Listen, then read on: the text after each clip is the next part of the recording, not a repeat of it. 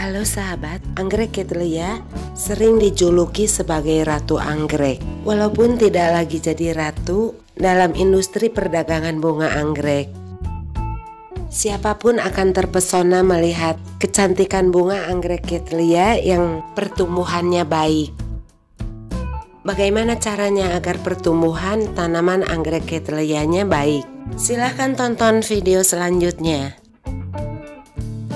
Halo sahabat YouTube penggemar anggrek, selamat datang di channel Koleksi Stolis. Semoga semua keselamatan selalu bersama kita, terutama yang menonton video ini. Semoga tetap sehat dan bahagia. Anggrek Cattleya warna bunganya bervariasi, tidak hanya warna putih atau ungu. Hampir semua warna ada pada bunga anggrek Cattleya, kecuali warna biru sejati dengan berbagai ukuran tanaman. Tanaman anggrek Cattleya mudah tumbuh di mana saja. Dengan perawatan yang wajar, dapat tumbuh di seluruh dunia. Tanaman dewasanya atau yang sudah matang untuk berbunga membutuhkan waktu yang sangat lama, sekitar 4-7 tahun dari mulai benih. Dengan perawatan yang tepat, tanaman Cattleya dapat tumbuh tanpa batas waktu, dapat berbunga dari tahun ke tahun. Perawatan yang tepat tergantung pada beberapa faktor dasar. Jadi faktor dasar apa saja yang mempengaruhi tumbuh kembangnya tanaman anggrek Cattleya?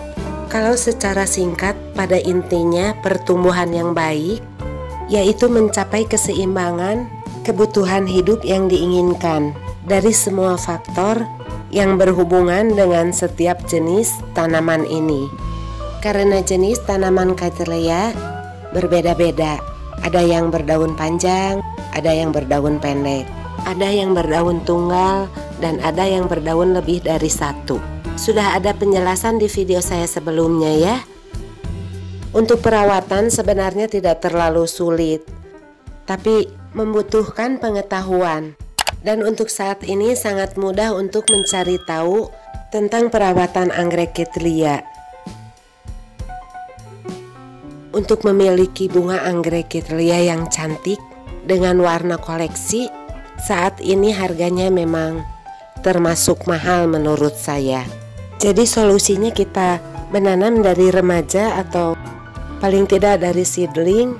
Kalau berani bisa kita rawat yang dari kompot, beli kompot sudah jadi, atau ya kalau kita mau tantangan, kita beli dari botolan, satu botol dijadikan satu pot. Seperti saat ini saya akan share atau berbagi cara saya merawat anggrek Cattleya dengan sistem community atau yang biasa disebut kompot, community dalam satu pot.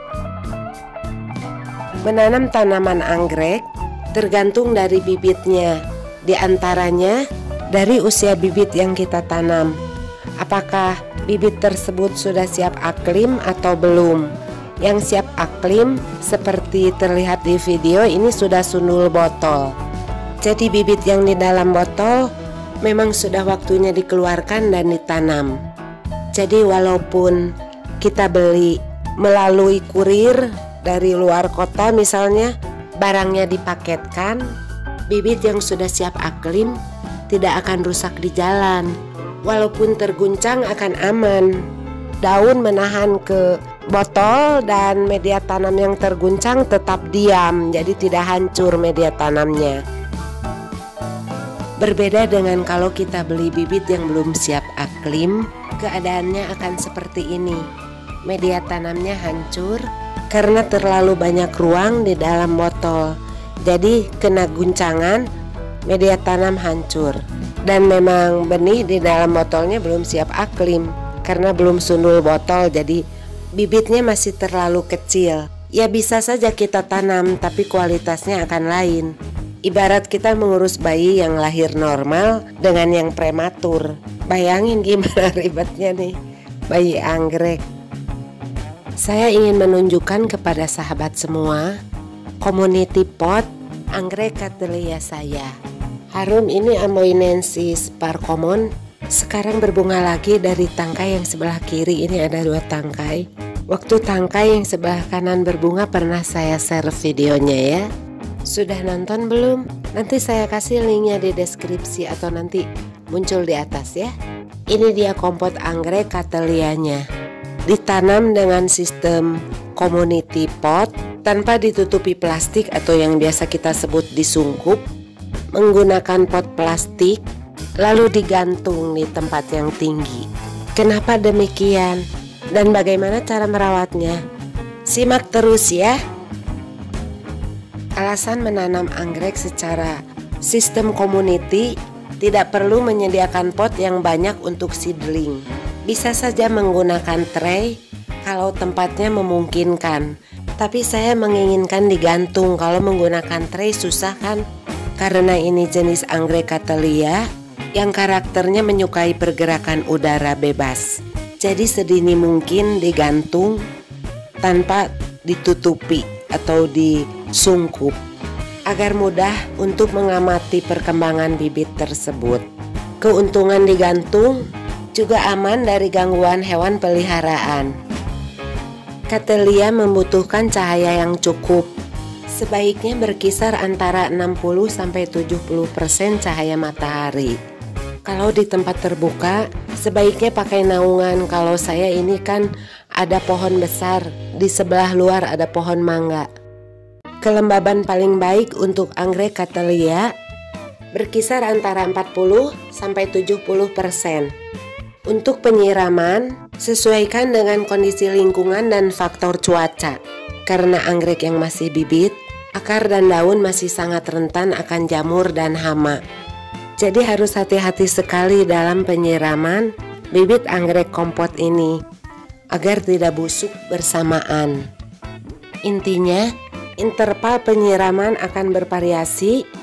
Cattleya harus disiram hanya setelah media tanam menjadi kering. Penyiraman yang direndam dalam seember air tidak dianjurkan. Pada awalnya mungkin terlihat cara yang terbaik karena media tanam menjadi benar-benar basah, dan dalam satu tempat itu airnya digunakan untuk beberapa tanaman. Kalau di antara tanaman tersebut atau salah satunya sudah terkena hama dan serangan serangga, maka semua tanaman yang direndam dalam air yang sama setelahnya akan dapat terinfeksi juga. Untuk pemupukan pada awalnya menggunakan pupuk daun atau pertumbuhan hanya sekitar 4-5 bulan, lalu saya ganti dengan pupuk seimbang. Maksudnya unsur yang terkandung di dalamnya, unsur NPK-nya seimbang. Misalnya 10-10-10 atau 16-16-16. Saya menggunakan NPK seimbang 10-10-10 seminggu 2 kali dengan dosis 1/4 dari takaran yang dianjurkan. Kenapa saya menggunakan pupuk seimbang? Alasannya, kalau menggunakan pupuk yang tinggi unsur N atau nitrogennya, tanaman akan menghasilkan produksi pertumbuhan vegetatif terus. Kalau diganti lebih awal dengan pupuk yang unsur NPK-nya seimbang, dan saya rasa sudah cukup ya, sekitar 5 bulan pertama kan sudah diberi yang unsur N-nya tinggi. Jadi saya berharap anggrek Cattleya ini cepat berbunga. Harus kita ingat, jangan memberikan pupuk terlalu banyak, mentang-mentang anggreknya masih kecil biar cepat besar, jadi diberi pupuk banyak bukannya bagus. Akar anggrek akan segera berhenti tumbuh dan tanaman akan mati. Jadi lebih baik kurang pupuk daripada overdosis pupuk, tanaman langsung mati. Ada yang tiba-tiba tanamannya mati, apa mungkin kebanyakan pupuk? Jadi diingat-ingat lagi. Mungkin saja ada yang pernah mengalami. Silahkan tulis komen di bawah ya. Dan ternyata perlakuan saya memberi pupuk dengan unsur NPK seimbang sesuai dengan paparan AOS-ORG dari Asosiasi Orchid Society. Menurut penelitian saat ini menunjukkan bahwa nitrogen tinggi tidak diperlukan dan dapat mempercepat dekomposisi media pot. terutama di negara yang daerahnya lembab panas. Seperti kebanyakan daerah-daerah di Indonesia kan? Di situ dikatakan juga pilihan yang lebih baik, formulasi nitrogen rendah bebas urea. Misalnya dengan perbandingan 10 10 10 atau 13 13 13. Dengan penggunaan yang diencerkan hingga kekuatan dosis yang dianjurkan. Biasanya tertera di label ya. Untuk pencegahan hama dan penyakit, saya gunakan dosis rendah seminggu 1 kali setelah ada pertumbuhan akar ataupun daun. Ini media tanamnya menggunakan cacahan pakis. Bagian bawah pot menggunakan styrofoam atau gabus. Untuk selanjutnya tanaman anggrek Cattleya ini sudah cukup untuk dipindahkan ke single pot. Saya rencananya akan saya tanam di potongan-potongan kayu. Jadi biar kelihatan sedikit alami. Saya rasa sharing saya cukup sekian. Semoga bermanfaat. Untuk yang sudah menonton saya ucapkan terima kasih. Kalau suka dengan video ini, silakan subscribe, like, komen, dan share. Jangan lupa loncengnya dihidupkan agar dapat notifikasi video selanjutnya. Terima kasih. Sampai jumpa di video selanjutnya. Salam.